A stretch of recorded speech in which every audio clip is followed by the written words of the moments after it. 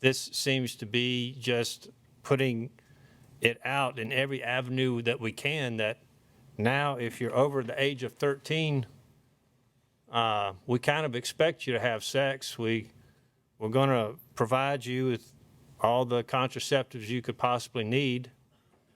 And I understand from your perspective, without trying to put words in your mouth, the desire to have this available so there is less need for abortion. But from my perspective, it borders on encouraging immorality. So You have a different view of the role of the state in society than I do. I think morals are inculcated in people with families, with churches, with institutions. Speaking for myself, I don't look to the state to dictate what my morals are. I don't think that's the proper role of the state to dictate what my morals are. I mean, I have a pretty limited view of what government is supposed to do, and quite frankly, the Republican Party used to. The Republican Party used to stand for the proposition that you kept the government and the state out of people's lives. That old John Stuart Mill principle, that my freedom to swing my arm ends where your nose begins.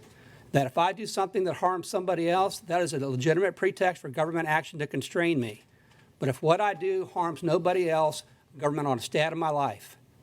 What's happened in recent years in my party, and my Republican Party, is become much more comfortable with using the coercive power of the state, not to impose ordered liberty, not to affect justice or the administration of laws or to resolve disputes, but to inculcate a morality that you're talking about. I just don't believe that's the role of the state. You and I have a different view of that. Is there further discussion? Mr. Chairman, Senator from Anderson. I will simply renew my concern and my belief that this is unintentionally, and perhaps with the best intentions, going to promote immorality. We had a bill in the General Assembly this year that wanted to prohibit a 16 or 17-year-old from being able to get married.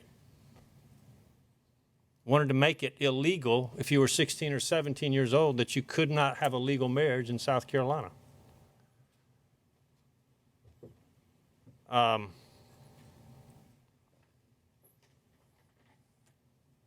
yet we're going to, if we adopt this, have a state policy that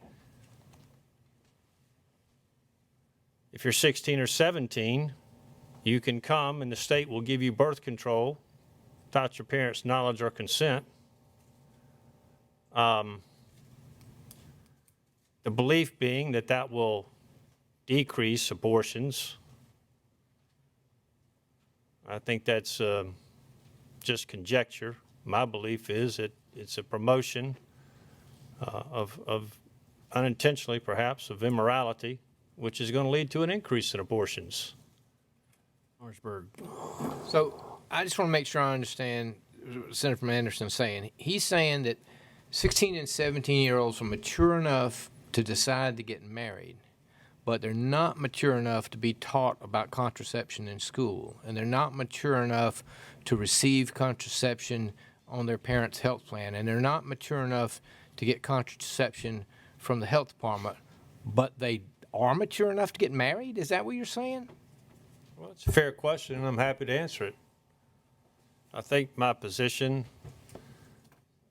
when this has come up before, is